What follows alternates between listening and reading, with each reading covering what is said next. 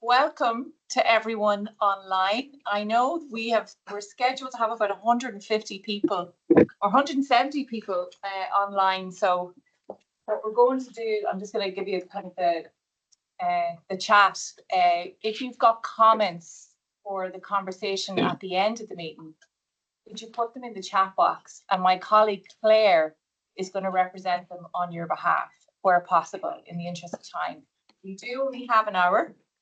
So we have 3 presentations, so we have limited time. There are people in the room who have agreed to contribute if relevant and if there's time. So you're very welcome. This is Cancer Trials Ireland. This is our event where we're launching the GDPR position paper. And what I want to do to start is introduce, on my right is Patrick Kivlehan, who is the chair of our Patient Consultants Committe. So the Patient Consultants Committe is a subgroup of our board of directors, and Patrick represents that committee on the board. So at the very highest level in the organisation, our patients are represented, and Miriam, one of the PCC members, is in the room as well. We're very grateful for her time today.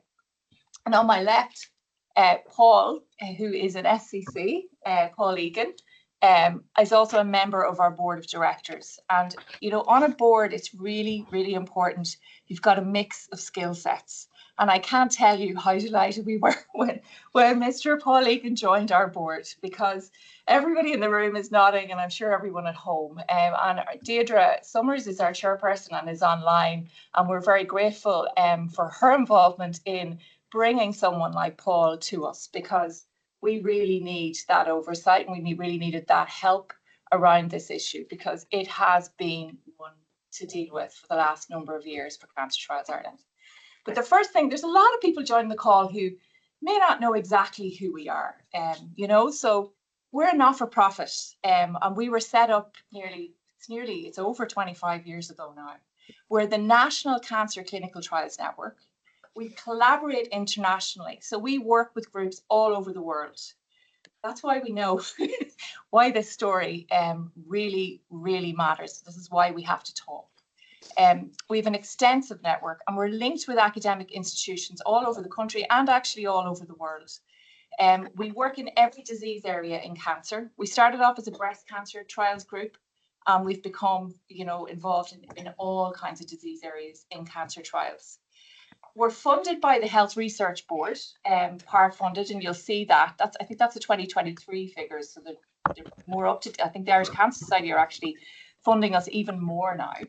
So Irish Cancer Society is our biggest public funder, followed by the Health Research Board, and then our collaborative groups and pharma. So where we work with international not-for-profit groups like us, we get paid to work on the trials that we're working with them on.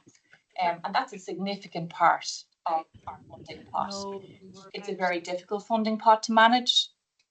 We do our very, very best to do as much as we can for the Irish population in academic trials in particular, but it's always challenging. So philanthropy means a lot to us, and you'll see, just before I skip on, the philanthropy piece is 14%, and it's becoming more and more. This is where people like Pat Smullen's family and Pat Smullen himself decided to do a lot for us in pancreatic cancer trials, and other groups have done the same, which has really made a difference. So our team, you'll see us there, but what I want to call out is our chair, I've already mentioned, our professor, who is the clinical lead, is Seamus O'Reilly, and also Ray McDermott is our vice clinical lead at the moment. We have an incumbent vice clinical lead, Jerry Hanna, who I think is online. And I also want to mention John Kennedy is in the room, who is also on our board, Professor John Kennedy, who is very much linked to the Cancer Institute in James's Hospital. So, and Angela Clayton-Lee, who's just joined us, is the COO of Cancer Trials Ireland. So in terms of our membership, we have about 680 members. Not everybody can join this organisation. It's very specific. You need to be a clinical or a researcher involved in cancer clinical trials. We like to think we have most of those people in the country as members of the organisation. What drew me to this organisation and what has kept me here for nearly 10 years is the people that you see on the screen, and many, many more that are out there, They're involved in clinical trials out of passion. They're doing it because they're looking at patients in the clinic and they want to offer them another option. They want to offer them hope. And that's why we're here. Very often you can be sitting in a room when you're diagnosed with cancer and you know that there's a clinical trial happening in other countries that could extend your life or give you a better quality of life. And those doctors that you're working with know that too. And they move heaven and earth to bring those trials into Ireland. And that has become even more tricky in recent years. And that's why there's a very understandable level of frustration amongst us in Cancer Trials Ireland and our stakeholders. So in terms of visualising our impact, that just gives you a sense of the number of patients we've worked with over the years is 20,000. We've got 90 plus research partners. That's all over the world, including Ireland. We've 19 clinical trial sets. We've 52 trials in development. That's just in development. And at the moment, we've 99 clinical trials open. And a lot of those are interventional trials. And what I mean by that is radiotherapy, drug trials, surgical trials, and nutritional trials. So in terms of what we do, we are the EU sponsor for non-EU trials. So where we work with the Australians, the Canadians, the US, they need to have an organisation like us, those academic groups like the National Cancer Institute, where we become the sponsor in Europe. We've often sponsored trials in Ireland, the UK, Denmark, Italy, Spain, where a little Irish not-for-profit organisation is involved in bringing treatments to patients all over Europe. We work with collaborative groups. We work on investigator-initiated trials. And I mean, that's, I suppose, why we were set up, where our doctors come up with research ideas and research questions around a drug or a treatment that's going to change the story for the patient in front of them. That's where we've come from, and that's our passion in Cancer Trials Ireland. We also adopt trials from pharmaceutical sponsored. So where the pharma industry, many of them are here today, sponsor clinical trials. And, we were at the launch of a phase 1 unit this week in the Matter, which is very much an industry initiative. We adopt those trials into our portfolio, which means we discuss them in our closed meetings, which helps the trials. And we also put them on our website so patients and the public know what's happening in the country. So we are a one-stop shop. We know what's happening in every site in the country in cancer, in clinical trials. I suppose our sites are dotted all over the country, and one of our passions here is to ensure that there's access for patients, whether you're in Donegal, Cork or Kerry.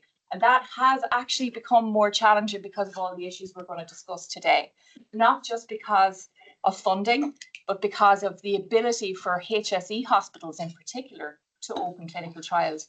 And most of the hospitals outside of Dublin are HSE hospitals. That becomes a real issue for clinical trials. We've created a postcode lottery because of GDPR. So for today, so that's the introduction to Cancer Trials Ireland. You can tell we all who work in this organisation are part of this organisation. We love this job. We love what we do. We know we're changing lives, but we need to do more. And that's why we're here today. We're going to talk through the second item is the patient perspective. The third, we're going to talk about Ireland versus Europe. Then we're going to go into the legal perspective, the consequences and the solutions. So today is about this. We've launched our GDPR position paper. I was talking about this with Deirdre last week, our chair. It's we all know the issues, but it's very important to write them down. And what we've done our best to collect the views of all our members, the public, and our stakeholders into this document. And it's very robust. And I know we will use this for many years to come to argue for more. So why we are here today is there's a problem. There's a significant problem. And there's this consensus in this document about that problem. We've analysed it. We've looked at the impacts and the factors. Ireland is losing sight of the mission around clinical trials.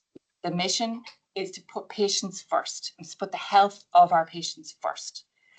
And then we need to be tactical. We've looked at the details on the ground, and we've got a call to action at the end of this report. What are the steps to bring about change? So on that note, I am now very happy to introduce my friend and colleague, Patrick Kivlehan, who's the chair of our Patient Consultants Committee, to bring patient perspective to this. Thank you, Patty. Thanks, Eibhlin. Beg your pardon, apologies for the voice. I hope everyone can hear me. Just in relation to the data protection piece, important to note that data protection isn't new to clinical trials. My trial started in 2013, and that was covered by 2 data protection acts that were in place by the time. So that was all pre-GDPR. There's a line many patients will say is that when you're offered a chance to participate in a trial, you'd sign anything. And it's a good line, and it's true. But and at the start of the trials I found that in relation to the agreement that was offered, my focus was just on me. What could I get from that process? Chemo hadn't worked and I needed some kind of treatment. So I wasn't thinking of the greater picture or data sharing, I was just thinking about myself. But as that went on, as the trial progressed, it was on the trial for 5 years, so your attitude does change. I gained remission in 2016. I remained on the trial because I needed access to the drug, but also the drug company needed my data in order to build a case for an application. So it sort of really became a partnership with the drug company and those people on the trial. They gave us the meds and we gave them our data. I kept a medical log to give them details about the positive or negative impacts of the drug. I gave them a tremendous amount of blood samples. But I was very happy to share that because I could see what it had done for me, and I would hope that then sharing that data would help other patients, either on the trial or further down the line if the drug is approved. And very much I wanted the trial to be a success. And when it was finally, it's got its worldwide license, I was very happy to have been involved, very proud in fact. And then after that, a couple of months later, when we found out that the HSE was going to fund the drug, the trial team told me that there was approximately 400 patients that they had in line to receive that treatment, and that's tremendous. And the feeling that you were involved in that, like, is makes you very, very proud. So I would have felt my involvement in the trial and the data protection piece and the data sharing piece was actually very, very positive. In the context of the trial specifically, my consent was sought as it was required. Consent forms are very clear. They were simple. They were 1 page long. They were explained to me each time. The trial agreement would have changed a number of times during the trial because of, say, additional information about side effects. Every time I was shown how the agreement had changed and I was asked to reconsent. It was always a very open, positive process. I always obviously had the option to not to consent and leave the trial if I wanted. And there was also separate consent forms sought for use of my personal data and for biological samples as well. So you could agree to one and not the other, and that wouldn't affect your participation. So I would have found that it was actually a very positive process then, not the process that we have now where we're running into problems in relation to GDPR. Now, however, the trial wasn't perfect. There were a couple of issues in relation to the trial to do with the agreement, and it was delayed. It was meant to start in February. It didn't start till May. That almost cost me my place because my health was deteriorating, but I managed to make it. But there was a very real cost because 2 patients who had been approved to participate in the trial died in that period. So now that we don't know whether, because of their medical condition, they would have had the positive impact I had, but certainly didn't get the chance to try, and that was wrong. So because the drug, certainly from my experience, was effective from day one. So in relation to the data sharing pieces, in summary, I was very happy to share my data with the trial company and with the hospital on the basis that it was helping me, but it also may then help other patients as well and help people who weren't even diagnosed yet. That was important. A number of my PCC colleagues feel the same way. There is very much a red line that while we're very happy to share our data and see that used by clinicians to further our learning, we wouldn't want to see that data monetized and sold, say, by pharma companies. So there is an issue there. And certainly our feelings would be there should be no delay in starting a trial, particularly because of something like GDPR or any legal process. We should start trials as quickly as possible. And no delay should result in the loss of a patient's life. So that would be my own experience. And then I wanted to sort of broaden it out now and talk about the experience of the committee as a whole. So we 21 members. They represent a number of different cancer types. They're tied into different support groups and networks. So this is hopefully a wide-ranging opinion piece. We are aware of a number of issues that have arisen because of the interpretation of GDPR in relation to clinical trials. So, and I would also point out, I've almost 6 years experience as a data protection officer, so I bring that to this as well. We're aware that multiple DPAs, that's a data protection impact assessments, are being put in place. Now, from my experience at DPO, you need one, and that's all. And the main data controller should prepare that, and anybody else involved in the process should follow on. So the idea that then we're holding the process up because everybody wants their say is wrong. We're aware then that there's no standard data processing agreements in place. Again, that's an issue. We would have a piece where I put in place data sharing agreements with 23 different organizations, and we used exactly the same template, and they had no issue with that. This is in your job. Yeah, this is my job, yeah. So the same thing should apply here. No matter how many treatment centres are involved, we should be able to use a standard agreed data sharing agreement. Because then there's no standard, that takes time then for everybody to have their say and to try and get agreements put in place, and that's just wasting time. There also appears to be confusion about the roles of who's a data controller and who's a data processor. And at this stage, considering GDPR was initiated in 2018, we should be beyond that by now. And also the sense that GDPR isn't being used to protect the patient's data. That's what it's there for. It's there to protect patients. Instead, there's an eye to protecting maybe the hospitals and the clinician rather than the individual. And also even then to examples of subject access requests. So this is where an individual can request copies of their own data, and those requests have been refused, which is a breach of the GDPR and really should bring the hospitals into under the review of the Data Protection Commission of Ireland and could result in fines, etc. That shouldn't be happening. Now, just in closing, I want to give you a practical example of the patient view of data sharing. So in 2023, the PCC was asked to review a consent issue with a clinical trial. So a trial had taken place a number of years previously, and this was a follow-on trial where the clinician wanted to re-examine some biological samples. And the reason he wanted to do that was new test kits had become available, which weren't available originally. And the idea was to use the data, test the samples to see if we could improve treatment outcomes for patients. So the ethics committee asked that they get a PPI opinion. So 6 members of the PCC came together. Now, having spent 15 minutes being data protection officers, we dropped that. And we decided that the key question was, if we were on that trial, what would we want and how we want our data used? And with that question in mind, we reached consensus very, very quickly. So we decided there was no need for reconsent. The initial consent should stand. We felt that further testing should place based on the public interest, because that would allow further information to be determined that may help then patients down the line. As patients, we even said we might be annoyed that consent was being requested, that we'd expect that because we'd given you the data and the samples were there, we'd want them used as long as it was for patient good.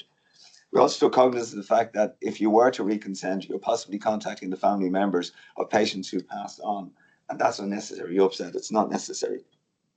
We were aware that while future testing wasn't specified in the initial consent, as patients, we would expect that data to be used as much as possible in order for improve the patient good. And then finally, then we recommended that future consent forms should include 2 forms of consent. Consent for the current trial, the now, but also consent for the future, where patients could opt in to agree to have the data, be it their medical records or biological samples, used in the future by clinicians to try and advance learning. And that's what the group felt. So patients aren't precious about how their data should be used. They just want it used properly, and they want it used for patient good. So I'll pass back to Eibhlin. Aren't we lucky? Well said. Aren't we lucky to have had it as the chair of our patients? Sometimes, you know, in the universe, things, people come to you at the right time, and to have the chair of our Patient Consultants Committee who happened to work as a data protection specialist in his role in the public sector, it's hard to argue with that, isn't it? It's very hard to argue with that. And your experience on the clinical trial as well. I don't think I'm ever going to forget what you said about that 4-month delay in starting the trial, and 2 patients passed away in that period. I mean, if we take anything away from today, we all need to take, all of us working in clinical trials, and all of us out in the community need to remember, when you delay the paperwork, it has consequences for people, you know, and it doesn't feel like it because it's paperwork, but it has, in this space, it has serious consequences. And I know a lot of people have that in their hearts when they're doing this job, but I'm afraid not everyone does. So we do need to be mindful of that. And I'm talking about everyone in the system. I'm not, you know, personalizing this. And I think the public's view came out very clearly in the public results. 50% think GDPR can hinder healthcare. And that's the experience. That's a broad experience. So I suppose to go and just have a quick kind of whistle-stop tour, it's all in the report around the public attitudes. So what does the Irish public think? I think it was 2007 when we first did a study like this, when I was working in IPOSI. And we've built on that over the years through Cancer Trials Ireland. to look at public attitudes. 80% think that medical professionals think it's important that medical professionals have access to health information. So 80% of the public think that's important. 74% think it's important that companies and researchers have access to health information. And 79, this is 1,000 people were sampled. This is a proper piece of market research. 79% of it's important for that health information is used for research. And I could go on, but I think I've made the case already and you can all read. And in terms of getting personal, respondents were presented with a scenario where their doctor suggested a trial. And people were asked what their consent to participate in a trial might extend to include. If all my, and the patients were, the responses are, if all my identifiable information was removed, my consent to participate in the trial includes use of my health information samples for any future research. So I think it's like 67%, oh, that's overwhelming support for the use of data going forward. And I think then in terms of, I've already talked about this, 89% believe GDPR is important, but also 50% think it can hamper or hinder healthcare.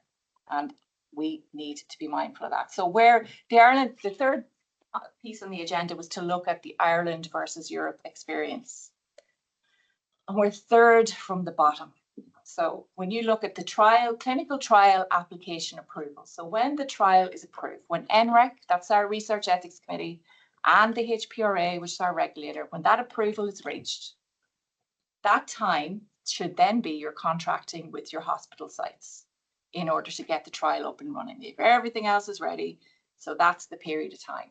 We are third from the bottom in Europe. So that goes back to where, and what happens when you're third from the bottom in Europe on a, you know, from a pharmaceutical or from any other sponsor's perspective? You don't get selected. It's like everything else in life. You're only as good as your last gig, you know, and those are the stats. And I'd like to, for anyone who is involved in clinical trials and sponsoring clinical trials, we are working hard now to try and change that. In Ireland, we have all come together for this very reason, because we're very, and I want to say particular vote of thanks to Icon, who presented some of this information to us for today, because it does mean a lot to us to be able to share it. So Ireland has been included in less than 1% of trials started in 2024. And we have experience in this country of being top accruing sites in Europe. So that means we have had a hospital in Europe who recruited the most amount of patients on a global trial. So that's our history. We have that ability in both breast cancer, prostate cancer, hematology. We've got lots of examples of that, which I can show you. But at the minute, this is where we're at. So what can we do about it, Paul? So I'm going to hand over to Paul Egan, who's going to give the legal perspective, who's the chair of our subgroup on the board on GDPR. Thank you, Eibhlin. Privacy law has a very straightforward purpose, which is to protect the data of individuals, but it is complex. It features in the EU Charter of Fundamental Rights. It features in the General Data Protection Regulation. And then we've added to it in Ireland, first with our Data Protection Act of 2018, and then with our Health Research Regulations of 2018. Now, it's simple in purpose, but we've made it complex in structure. And while the purpose is straightforward, the purpose of privacy law and of GDPR is not to put in place complex infrastructures or processes which will frustrate medical research. And it's not there to be a constraint.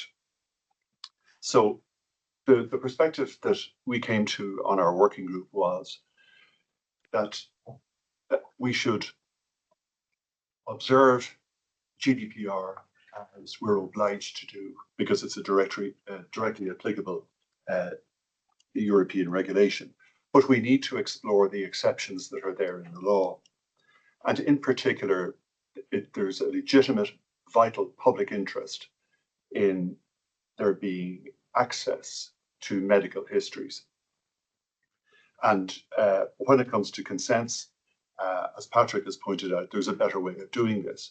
And a key point is that what the GDPR requires is that consents must be for a specific purpose. It doesn't say it needs to be for a narrow, limited purpose. Just as long as you specify what the purpose is, that ought to be sufficient. So the accepting the fact that it is a complex area and made unnecessarily complex by gilding the lily here in Ireland with our own regulations, we'd be keen to work with the appropriate people in order to explore the space that there is in GDPR in order to maximize the public vital interest exception that exists, and also to broaden and to simplify the area of consent. Thank you. It's as simple as that, really, isn't it? Yeah. So thank you very much, Paul. And you will see a letter which Paul Egan wrote to me, which I shared with the Department of Health recently. So the Department of Health set up a committee to look at clinical, broader, not just cancer, but broader clinical trials infrastructure in Ireland. And Professor Seamus O'Reilly, who's our clinical lead, sits on that, along with one of our members of our PCC, Siobhan Gaynor, which is great. But we, in the letter is in this report, and we hope that contribution will help guide the committee. And we hope that today's meeting and this report and the comments from both myself, Patrick, and Paul will help guide that committee from the perspective. This is very much about cancer trials. What I want to say about that is when we looked at the numbers, the Irish Cancer Society did an excellent piece 2 weeks ago on the numbers of clinical trials that are not happening in Ireland. And when you look at the figures in 2023, there were 19 there were 19 interventional trials in Ireland, 19. So that's radiotherapy, drug, surgical.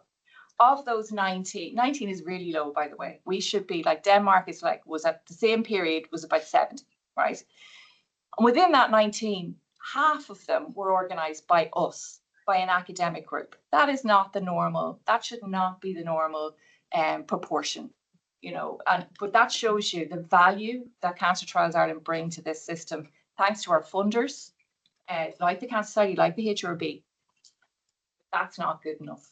That is just not good enough for patients. So the consequences in all of this is 914. So we've done an analysis in the report, and you'll see it.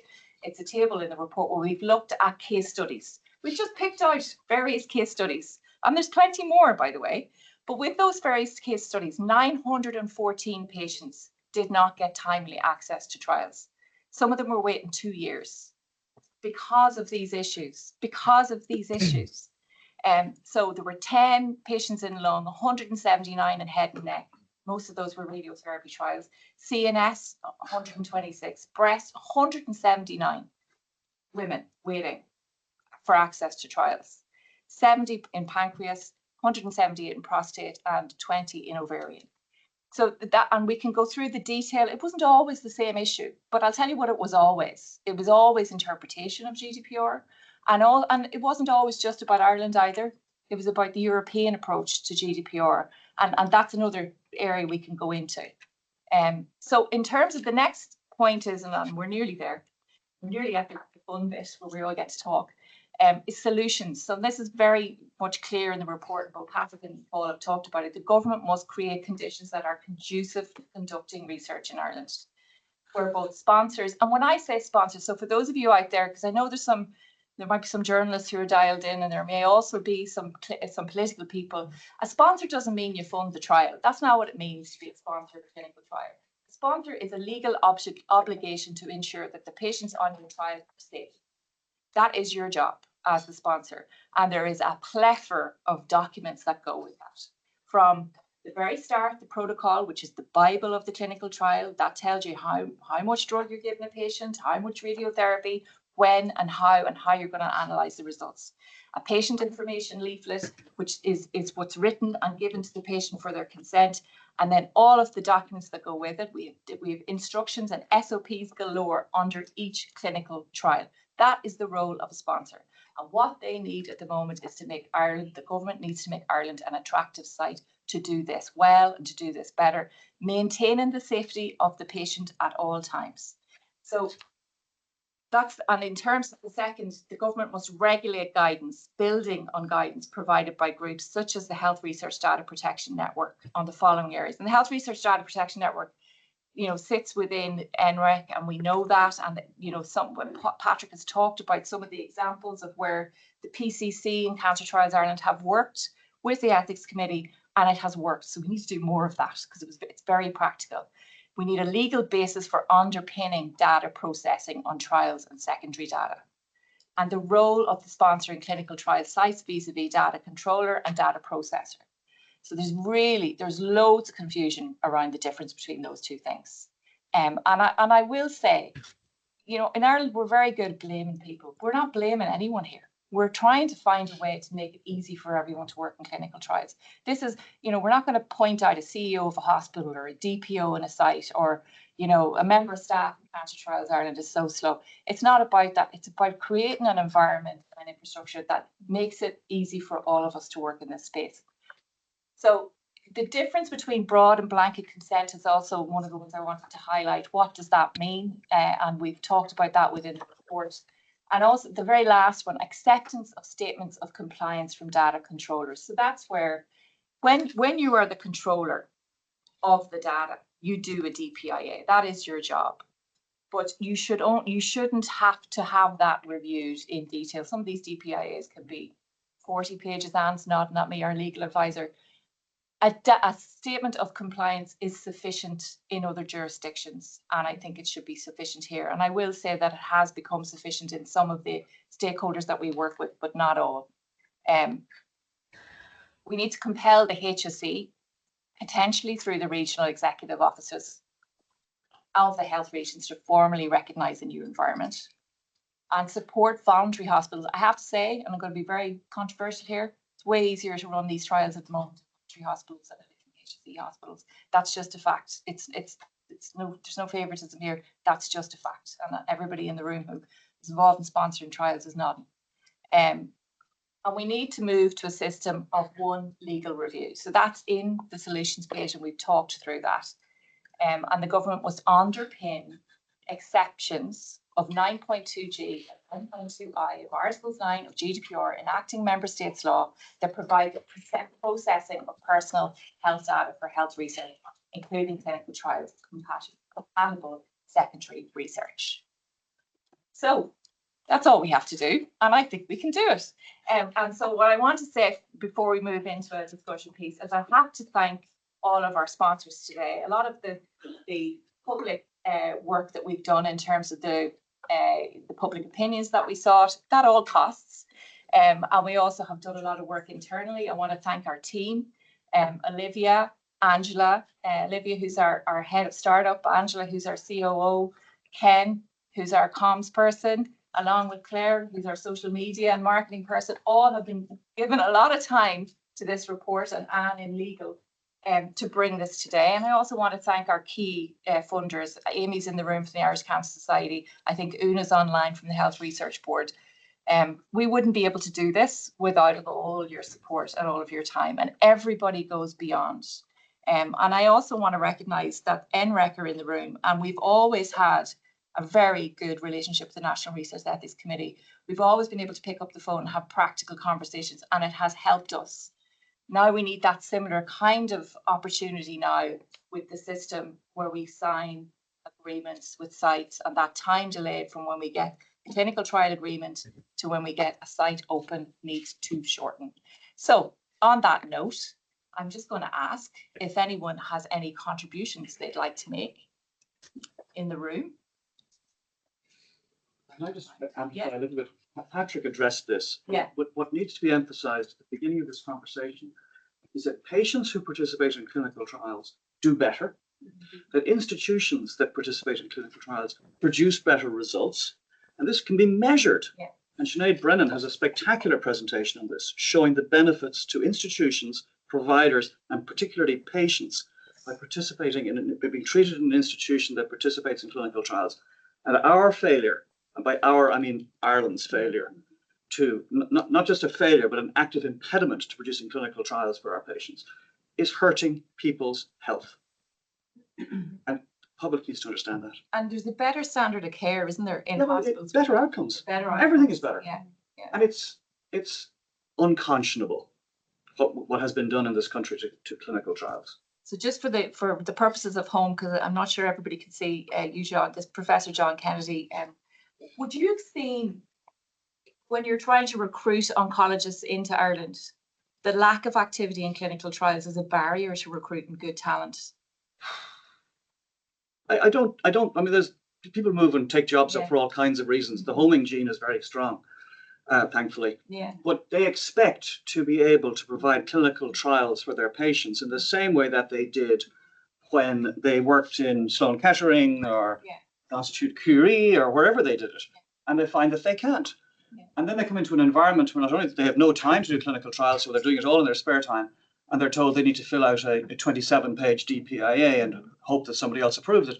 They just throw their hands in the air. Yeah. So what we have created is an environment that is hostile to clinical trials, and that needs to change. Thank you. Emily. Emily from the National Research Ethics Committee. Thank you, and you're very welcome. Thanks, Eibhlin.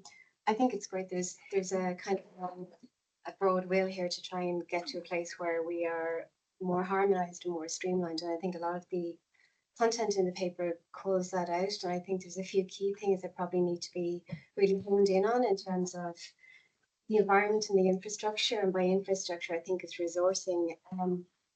I suppose it's one thing to talk about GDPR and the regulations, but regulations, we are in a very regulation environment with the medical device regulation, clinical trials regulations, and we work very hard with the European counterparts to try and put in harmonization into that and how to operationalize it. And I think over the last few years, I think operationalizing it has become quite challenging. And I think it's probably the risk appetite in terms of, at the local site level, how to actually apply the application of the regulations.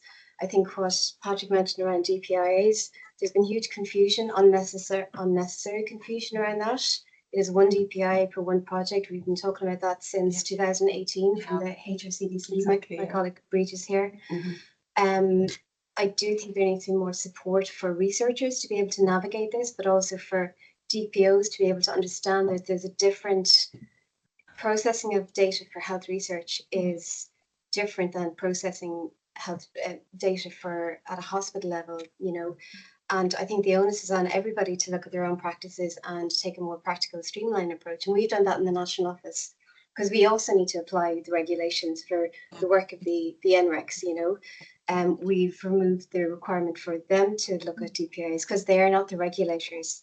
The National Office is not the regulators. We look at data protection in the context of ethics and what are the ethical aspects of data protection of data being used. So I think there's a lot of support out there. There's a lot of guidance.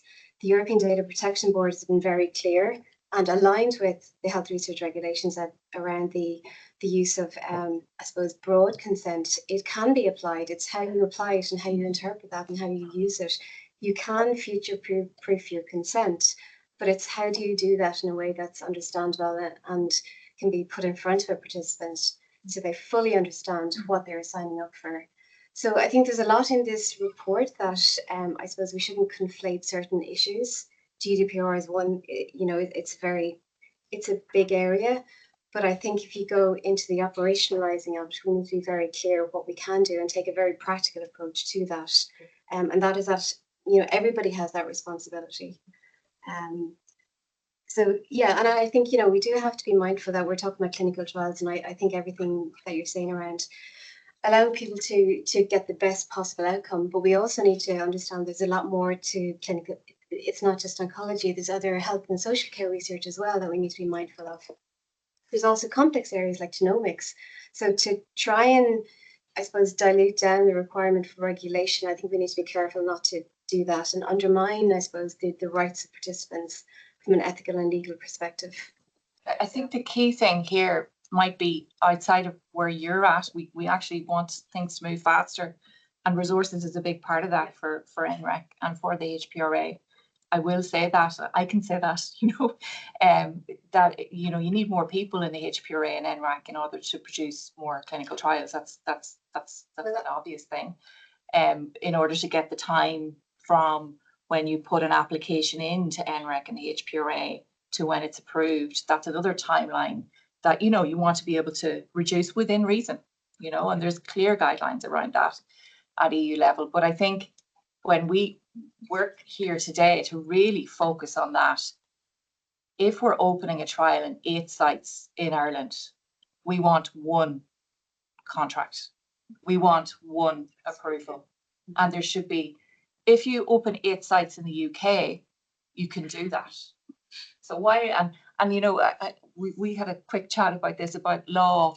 We're actually quite close in many ways legally to the UK. So if they can do it, why can't we? What is the difference? If you go up the road 100 miles to Belfast, it's a completely different, and don't even get me started on secondary use of data. It's way easier as well for lots of reasons. So we have one cancer biobank. All of the cancer samples go to that one biobank, and it is used by researchers throughout the UK for the betterment of patients with cancer.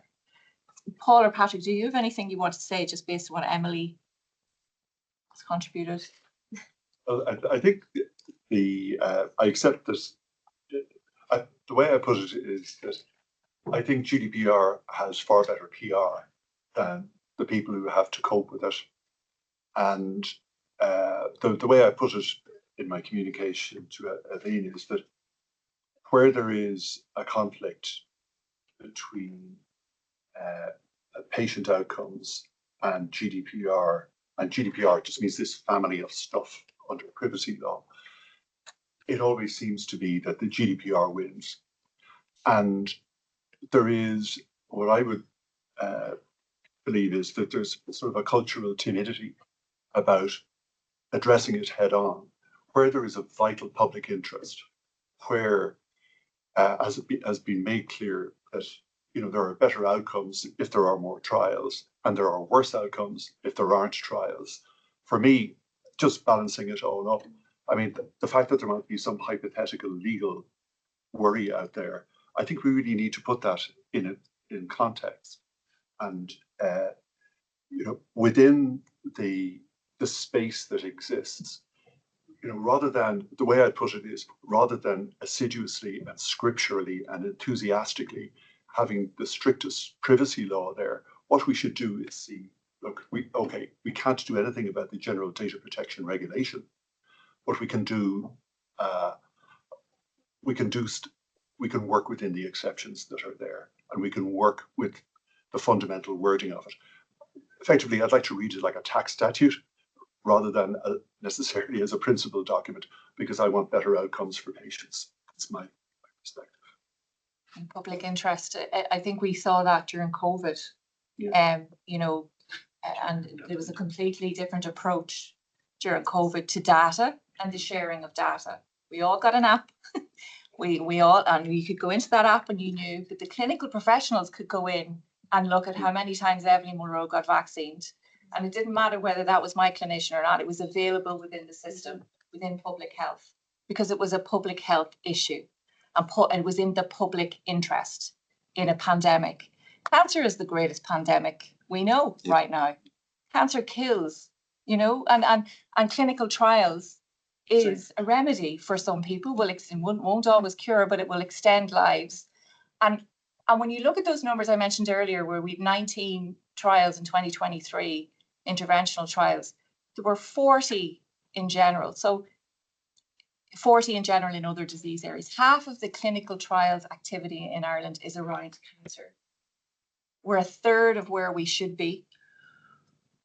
Cancer is a killer in this country and in the world, and we need to be involved in the research race. The world was able to come together when it came to COVID, and this isn't just about Ireland. We need to look beyond that, and I think Europe is trying to do that. And I do think there are moves within Europe to do that more, but we have to get that mentality, I think, here around cancer. Angela. I might just add, having spent all of my career in health and initially radiotherapy and then in the acute service, I think there's no doubt there are some legacy issues in relation to previous issues with GDPR. I think we've moved well beyond that. And I think ultimately this really boils down to trust. It's trust in the system, it's trust in relation to the roles and responsibilities, particularly around the data controller. And I think really what's happened over the years is that at local level, people are withholding that trust to an extent, and they're taking the burden on themselves to make sure that they're ultimately safeguarding as much as possible. And that's, it's relevant to do that. But it's been taken to an extreme whereby it is very clear within the legislation where responsibilities lie. And again, if we can just get to the stage where we have one agreed template for DPIAs, simplified process for sign off, and take some of that burden off the local levels. You mentioned very accurately, Eibhlin, it's much easier to run trials in voluntary hospitals. And that's because there is a higher, risk acceptance there.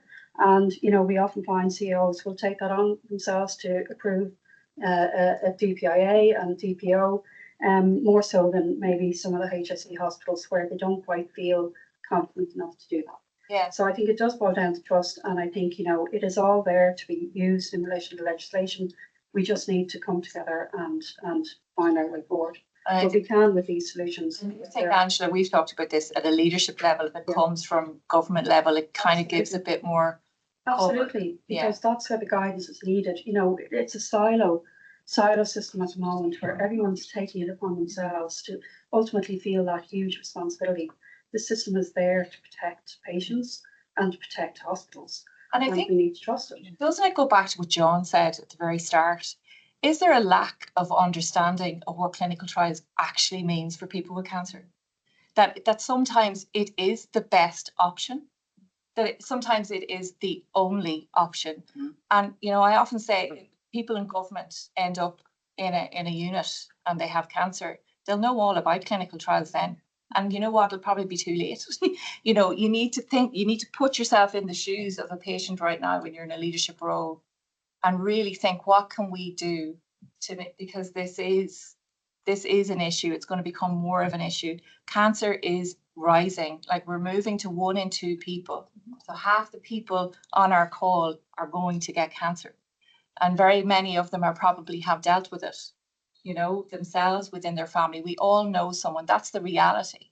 And I think we also are working within a system where we don't have equitable access to treatment anyway. Where patients with private insurance versus public insurance have different experiences in cancer. So cancer trials, what I love about cancer trials and Cancer Trials Ireland is that it doesn't matter if you've got private or public healthcare. If you get onto a trial, irrespective of who the sponsor is, you're covered and you're looked after. I always remember the very first woman I ever spoke to who was on a clinical trial. She said it was like holding her mother's hand on her first day of school and being looked at. That's how she felt, mostly by the clinical research nurse, I have to be honest, because they're usually the person that you're dealing with mostly. But that's what it feels like when you're on a trial. If you need an MRI, if you need a scan, if you need blood tests, it's prioritized because you're on a clinical trial. And you're nodding because you've been there. Oh yeah, it was my safe place for 5 years. I never felt so protected in my life. Sorry, apologies. Just make one final point. We have a gift here in Ireland with the level of global pharmaceutical representation here.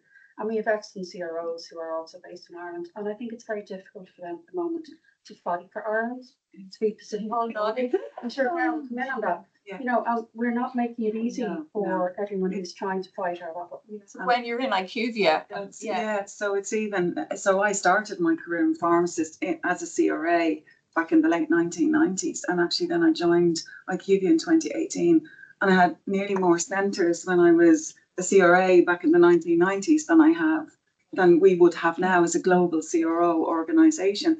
But even to get that internal conversation for people, because immediately it takes too long. So I know you've some of the stats from the clinical trials regulation, but we have some stats from 2022, and it was taken 408 days to open a clinical trial in Ireland from site selection visit to site activation.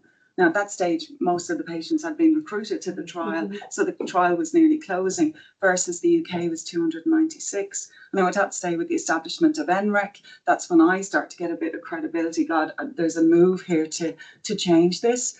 the standard contracting template. So I think for Q2, our stats are it's 318 days.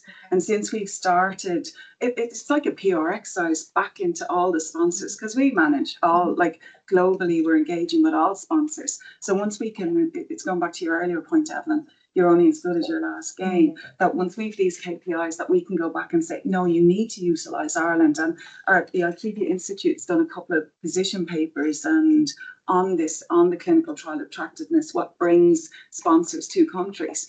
And it, like, service and, delivery is key, but it's actually to get the trials opened as quickly as possible. Now, I'm delighted to say since October 22, when we really started this kind of exercise internally and discussing it with sponsors, we've had a 20% increase of feasibility of clinical trials and a 50% increase in Ireland being selected. But what we need to do is then make sure that we get those trials opened as quickly as possible so we can continue that conversation then with all the sponsors. But I totally agree. It's very difficult to have those conversations because service, quality, delivery of execution of the clinical trials, it's excellent in Ireland. There's no issue. Speaking to my But it's a secondary colleagues. concern always. The primary concern is the metric of getting the study open. Exactly. Yeah. It's the And timeline. what we can Timelines. we can show the quality of data is so good in this country. The problem is you can't get the trial opened because of the regulatory morass Absolutely. and the unprofessionalism and the under-resourcing. No, I'd have to agree, Prof. Gandy. And the other thing to add to that is, you talk about the future research, and I'm delighted Patrick brought that, because we have such a narrow scope within our consent.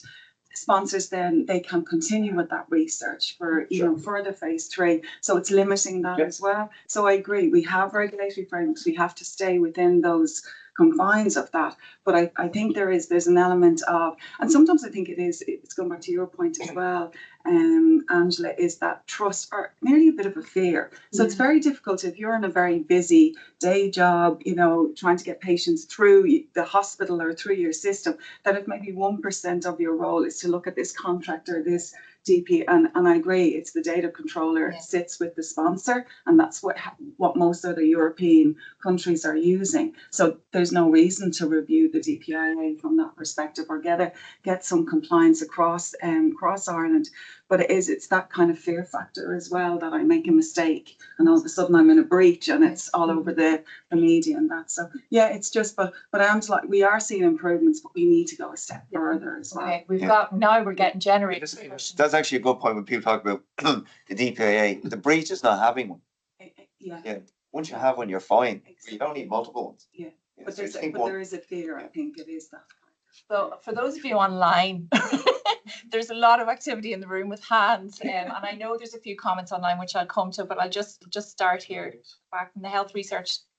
Yeah, and breach breach, work, I work with the HRCDC. Yeah. And I just want to clarify on the regulatory point of view. I know Paul raised, the health research regulations, the Data Protection Act, but none of those legal instruments prevent what we're talking about here today, in terms of none of those stipulate that you need to have multiple DPIAs or multiple contracts.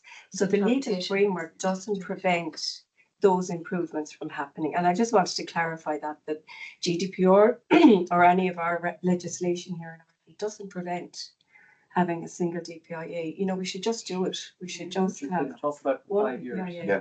But look, that's the problem, it's how it's interpreted. Yeah, But There's a not kind of a- yet, just to clarify, the mindset. legislation doesn't prevent it. Yeah, I think that there's a mindset, and there's very much a European mindset, is that you can't do anything unless it's permitted. And then you have a traditional, if you like, I know. the Irish way, which was you can do anything as long as it's not prohibited. But what's happened here is that because it's not written out in the regulations, you have this cultural timidity. Now, the thing is that the minister made the regulations under Section 36 of the Data Protection Act. Now, would it be a big deal if you were able to just add in a few lines in those regulations to declare it, it's hereby declared that you don't need to do it? Then that takes the decision away from people who are getting nervous about it. But I think, in terms of guidance from the Department of Health and the Data Protection Commission, actually, who have been very helpful in this as well, they have very clear guidance on their website, even one DPIA, one contract, it's all there. It's all there. We know that. Yes, Yes. all We their know. guidance is You there. know, and it's like what I went think back it's to at the good. very start, it's interpretation. I agree. And then it's also the responsibility is often left with people who are mid-level or junior level in an environment at a site Yeah. to make a decision. Perhaps. And that goes back to trust and fear that we Exactly. talked about earlier. So Yeah. that's why we need more Keith.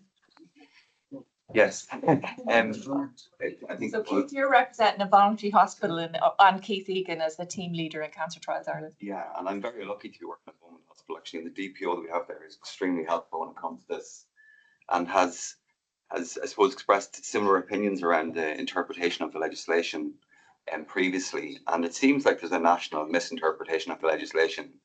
And surely it would be easier just for the Department of Health to provide a letter saying that one DPIA completed by the sponsor aligns with the legislation, and that if the DPO wants a statement of compliance from the sponsor, that the sponsors should provide that, and that would be enough without even having to change the legislation, which seems like maybe a much easier solution to the whole problem around DPIAs. I suppose the problem gets a little bit more complicated when you talk about single application through the clinical trial rights through CTIS as part of the new clinical trial regulation, because you might have a DPIA submitted by a sponsor in Europe where that DPIA was completed by someone outside of Ireland, and whether or not that DPIA then satisfies the Irish NREC or No, CRA. we don't require DPIAs. You don't require We don't. Okay, let's not go down that rabbit hole now. But the point is, if you don't have a DPIA completed by somebody in Ireland, then someone might question whether or not they're adhering to Irish legislation. Yeah. And that's a And problem, that's especially when we've got the health research regulation and other European countries don't. Keith, I really think that's a really important one. I know Rebecca and Miriam, did you have your hand up as well? No. Okay, and then Claire. I was just pointing out that Deirdre's had a hand up. Okay, do you want, we let Deirdre speak and then we'll go to Rebecca. Have to kind of let the chair speak, for God's sake. There's genuinely no obligation to allow the chairs to speak, because others are far more knowledgeable than I am in this. But I suppose my contribution is based on that kind of lack of knowledge, and I think it's important to pull back from this. The reason for this report and to give some context for where why the Cancer Trials Ireland have expended some of their scarce resources in producing this report. This emanated from our strategy day in January, where we focused really on the most fundamental purpose of the organisation, which is to maximise the number of trials that we manage to attract to this island. And in order to do that, our purpose is to do what we can do to control our processes and procedures to minimise the time to first patient. And that minimising time to first patient is absolutely crucial in the global competitiveness of any jurisdiction for the attraction of trials. We are in a global marketplace, and every country wants to get trials. And as a consequence of multiple, and in order to achieve that, we need to not only minimize the time that we spent in bringing a trial to first patient, we need to minimize the amount of time spent by clinicians, by pharma companies, and by patients in bringing a trial to fruition. And what was really stark for me when we were going through all of the inhibitors and all of the barriers, and they are multiple, is that GDPR kept bubbling up in every single one of those categories. It is a problem for clinicians, it's a problem for pharmaceutical companies, it's a problem for patients, it's a problem for researchers. And this is, I just want to emphasize, this is not about diluting the existing framework or the existing regulations. Those regulations are European-led and every country has to comply with them. This is about eliminating any national uncompetitiveness that we have in both the application and the interpretation of those regulations, and to eliminate any Irish gold plating either around the implementation from a legislative point of view, which is a long-term issue, or the interpretation, which hopefully will be more short-termistic in its remedy. And it's about providing DPOs with the direction, the enablement, and the cover that they need to at site level to avoid multiple applications. If we cannot do this, this is all within our control. There are so many aspects of attracting cancer trials to this island that are not within our control. We have a geographical disadvantage already. We have to eliminate all of those disadvantages that we have control over, and this is one of them. That is my contribution. Thank you. Thank you. Aren't we very lucky to have a chair who gets it? And I think it's a valuable contribution from the perspective. This is coming from our strategy day. This is where, and as Deirdre said, we have limited resources, but we have to target this. So Rachel, Rebecca, Rachel's there. Thank you. Ireland has a very strong manufacturing footprint, and we can have the same footprint in terms of pharmaceutical company-led clinical trials if we just get this right. I don't know if a lot of people understand, but it's extremely competitive to get a trial to Ireland.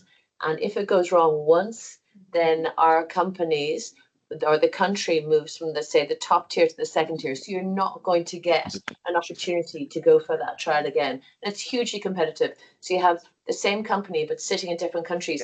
Divisions compete against each other to get those trials. And if there's one thing that industry needs more than anything else, it's predictability. So they need to know that if they go into a country, that things are standardized. One of the reasons we standardized the clinical trial agreement with Rachel at the HSC, and a lot of work was done then there. But that's a key thing, and I agree with all the points here, but really it is predictability. We have the tools available to us. The answers are highlighted in the report, and I suppose it's just the hope that we can get it done and get those superb trials into Ireland. And that's valid. So you represent the Irish Pharmaceutical Healthcare Association. We're all on the same page. So for all the international guests online, we're all here in the room together. We're all working together on this. And I think we have the ear of the minister and we have the ear of the department. And so there's by this time next year, I'd like to say this will be resolved. And Ireland will be moving faster than any other country in Europe. And that's our ambition. We will be up there and we will be bringing treatments to Irish, because for the patients who are online and the patients who are in the room, and there's a lot more than maybe we all know, there is hope coming. We will do so. And that's why it's very important that as a board and as an organisation we've targeted this area, because we're taking it seriously. I'm looking at you, Rich. Is there anything you want to say? I really appreciate you coming in. Yeah, and I suppose I'll just caveat it. I haven't been around for the last 4 months. I'm still on maternity leave. And you're coming from the HSE. I am. So I feel obligated, I suppose, to defend some of the aspects of the HSE. And I will say every voluntary hospital has a DPO and some have a deputy DPO. The HSE has 4 DPOs for every institution that the HSE has. That's the community centres, that's everything. Yeah. So I suppose in equity of work, I will defend that is the resources. There's been plenty of requests for that to be increased. And a lot of the voluntary hospitals have research centres within them. The HSE doesn't have a single one. And I suppose it's my view that this is actually, if you're talking about contracts and the issue of data protection, that's actually a very simple solution. That's just resources. And the DPIAs aren't a complex issue for people in the area that have expertise in it. The difficulty is that there's people that are being expected to do them aren't, and we have clinical nurses being asked to review legal agreements that have indemnities worth millions, and of course there's risk there. So my own view is very simple. It has to be taken out of the hands of people that don't have the expertise and put it into the hands of people with expertise, and that's a simple solution. Unfortunately, I suppose the difficulty is there isn't that setup. I can give an example. Last year, I was lucky enough, I had a few extra staff at a certain period of time. We had a turnaround of 12 days for 6 sites. That was contract and DPIA because it was just done internally. One member did the DPIA for all the HSE sites and the contract for the HSE sites. So it is possible. It's just the people that are doing it need to understand and they be able to do it. I suppose if you ask me to take blood, I'm not going to be able to do it. Yeah. And it might take me 6 to 7 months to be able to do it. If you ask the biochemist to do it, they'll take it in 2 seconds. So I think it's just, expecting people in certain areas to be able to be skilled in a whole area that they never studied in isn't reasonable. But I do think the templates are working. They're slow, but they are working. But I think there's a cohesiveness within the community that needs to work together. And that's both HSE and voluntary. So being able to say that we're on the same team. I think that's a really key factor of we need to work together to resolve this. Because absolutely. And can we just say we miss you at the moment? Because it's notable. And I know it's probably difficult for you to say this, but at department level and at resourcing level, that's key. So when we feel somebody is missing for 4 months, and Anna Therese who's the head in the research field within the HSE, has been great, but there's not enough people to review the documents. So when we want to try and open a hospital site, and maybe it's 3 HSE sites, when you're there and when there's a team there, we can go to that office and review it and have it done, and it gives comfort to all of the sites. So there is a resources issue. But there's other issues that do come to bear that is outside of that where national guidance would help. But I will say, just like you said, we are trying to work together. We're all on the same page here. And even whether it's the pharma company pitching for the trial in Ireland or Rachel in the HSE office or yourself, Rebecca, in the IFA, we're all trying to do the same thing. And what's really what we probably maybe need to mention is Ireland is attractive because of the kinds of doctors we have here. Like that's unique in Europe. The fact that most of our clinicians have been trained in US hospitals where there's high throughput of clinical trials. When you're sitting in front of a company at the big cancer conference, I call it the Oscars for cancer, is in Chicago every June. And, all of the companies, there's 40,000 oncologists. And when you're sitting in front of them, you're trying to attract a trial into Ireland and you say, well, our doctors were trained in Memorial Sloan Kettering and John Hopkins and MD Anderson. They sit up and they listen because they know, well, they have experience in this immunotherapy and they have experience in those genomic tests and they understand. So we're not starting from, that's a real advantage for this country. And it's something to be very proud of. But it's also something that, and I do believe it attracts people here to work here. It shouldn't always be about attracting people home, Irish people coming home. We should be attracting people from all over the world to work here in oncology. And that's our vision. That's where we want to be. So Claire, we might take 1 or 2 final points. Yes.